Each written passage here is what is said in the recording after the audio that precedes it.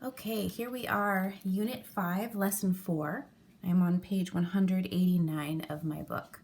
So today we're starting to look at units of measurement, specifically units of length, and we're going to be looking at a different system. Instead of you looking at the metric system, we're going to be focusing on the customary system. You might also call this the standard system. It's what you hear most often when you're talking about measuring something's length. So we're looking at inches, feet, yards, and we'll get into a couple other ones as well. Let's look at the first one. Number 1, this line segment is 1 inch long. Name an object that is about 1 inch long. So I do want you to do this for a second. Just kind of look around you. What can you find that is about 1 inch long? I have something I'm going to try. The cap of my Expo marker. Yeah, that looks like about right. So just kind of try to get an idea of something that you know about. And if you have your book with you, you can put it on there to measure it. It's always good to have a real life reference in your head when you're thinking about these kind of measurements. Another thing about an inch that you can think about, remember for a centimeter, we talked about the width of the first finger. A lot of people, the distance between the tip of their thumb and their thumb knuckle is about an inch. You can see mine is about an inch. So it kind of gives you an idea if you ever need to measure something that is about an inch. Okay, number 2, 1 foot is equal to 12 inches. So looking at our ruler, we can see that a ruler is divided into 12 inches. This is definitely a review from probably, I would imagine, 2nd grade you started looking at this. And just noticing again when you have a ruler that they rarely write 0 in there at the end. You always see 1, but it's not at the end. So noticing that jump you have to take from 0 to 1, that's something that sometimes we forget about. Okay, so name an object that is about 1 foot long. Let's see, can I get my whole foot in there? Almost. So looking around you, you can't see me, but I'm measuring from my elbow to my wrist, and I notice it's a little bit shorter than 1 foot, but it kind of would help me remember it. 1 yard is equal to how many feet? This is another thing that you should have probably already memorized, but you might just need to think about it again. There are 3 feet in 1 yard. So thinking about 3 of these in a row, those metric sticks that we have in our classroom, we can find yards on them. They're a little bit longer than a yard, but not much. Remember also when we talked about if you spread your hands wide out to the side, the distance between your 2 fingertips, you could think about that as kind of a meter, and you can also kind of think about that as a yard. A yard is going to be shorter, though, than a meter. And then they also show here that a yard is 36 inches, which if you think about it, 12 times 3 is 36, so that makes sense. And then you're also thinking about what objects might be about 1 yard long. And then they take us into the largest unit that we're going to talk about today as far as distance in the customary system, and that is the mile. This number right here is one that you're going to want to memorize for 5th grade. That one right there. 1 mile is 5,280 feet. This one will come up 5280. As much as possible, try to practice that. Try to memorize that one because that's one that you will be quizzed on. You can also memorize how many yards are in a mile. This one won't pop up quite as much, but it's still really valuable to know. 1,760 yards. Now you're going to have some conversion charts available to you for these, but it is really important that you start to try to memorize them because as soon as you can, then you're going to be able to make comparisons and solve some more complicated word problems. So here we have a table. If you have your book in front of you, I'd like you to go ahead and fill out this table. 1 foot equals 12 inches. Now remember when we were working with the metric system, we were using multiplication. So we knew, oh yeah, 1 times 12 equals 12. So then just thinking about this as 2 times 12 equals 24. And then if you know your 12s, which you should by now, if you don't remember to keep practicing them, then you can pretty quickly fill this in with your 12 facts. Okay, yards are a little bit easier when we're going from yards to feet.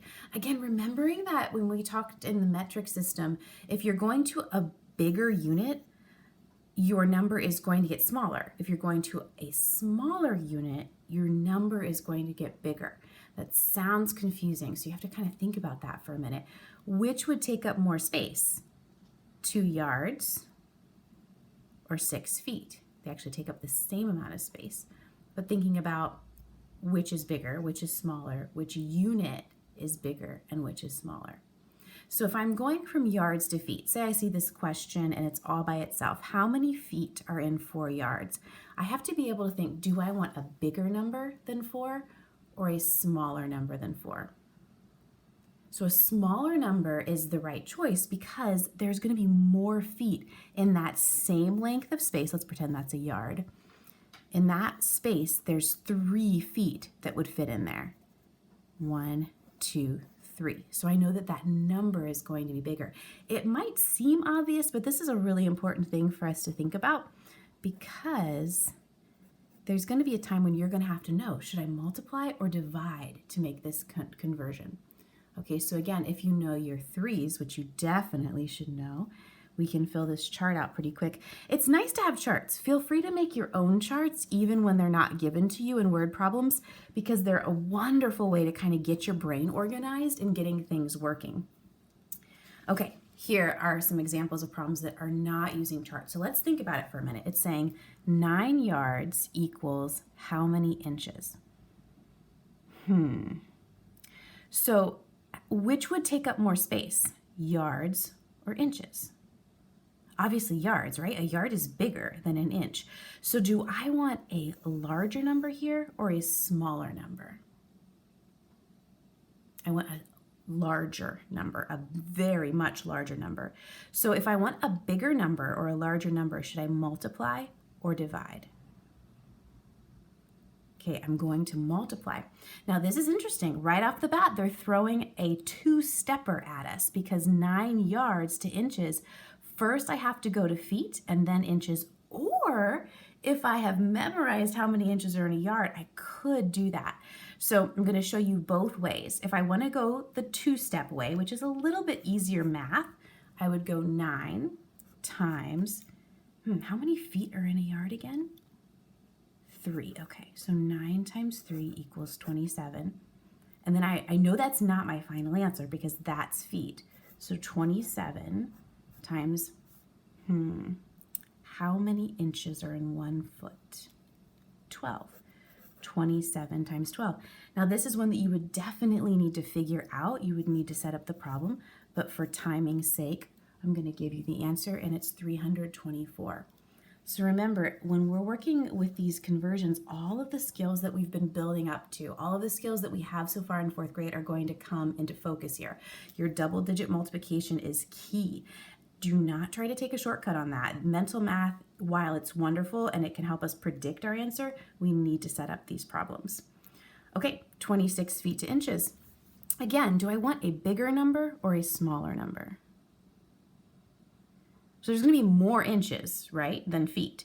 So that means I want a bigger number. So with a bigger number, I know that I'm going to multiply. So 26 times something, what's my conversion number? How many inches are in feet in 1 foot?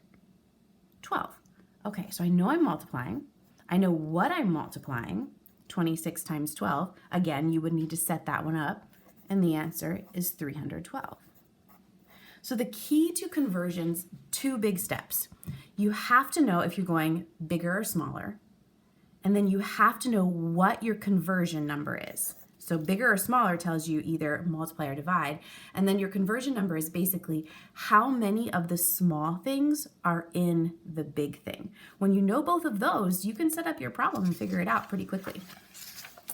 Okay, on the last page of this lesson, page 190, we have some things to measure here. They've written out the ruler, and we have to write the measurement of each line segment to the nearest something. So in this case, it's to the nearest 1/8 of an inch. The reason that they're wanting us to do this is because we're going to be looking at some in-between measurements. So let's check out this first one. We start at 0, 1, 2, 3.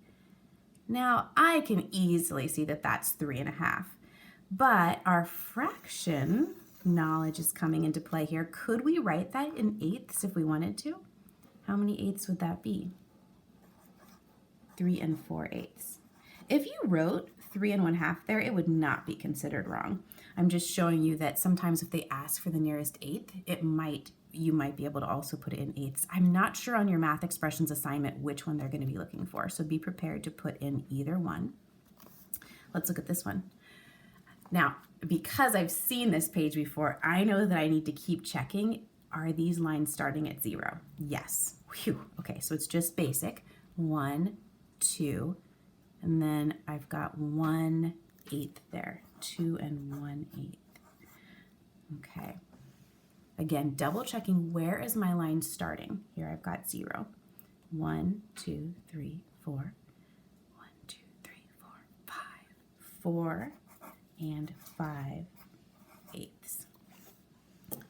Okay, our next one, again, it is starting on 0 up to 5. 1, 2, 3, 4, 5, 6. 5 and 6/8. Some of you are going to see this mixed number right here, and you are going to be able to write that in its simpler form. 5 and, what would you put there? 3/4. Again, I'm not sure which way math expressions is going to go on this. It'll be interesting to find out. Feel free to let me know in the comments. Okay, check this out. We have all of a sudden, again, they're trying to trick us. They aren't starting on 0 anymore. However, this length does start on that 6. So we cannot count this as 9 and something because this is the beginning. So we have to do 1, 2, 3. See how that works? So this is actually 3, even though you see the number there as 9. So 3 and 7/8. Watch out. I'm sure they're going to do that to you on the internet, on the one online, because that's what they do. Okay, so be really careful as you go through these. Make sure that when you're doing your conversions, you remember those 2 steps. Do I want a bigger number or a smaller number? Because that'll tell you to multiply or divide. And then what is your conversion number? What are you multiplying or dividing by? Okay, good luck.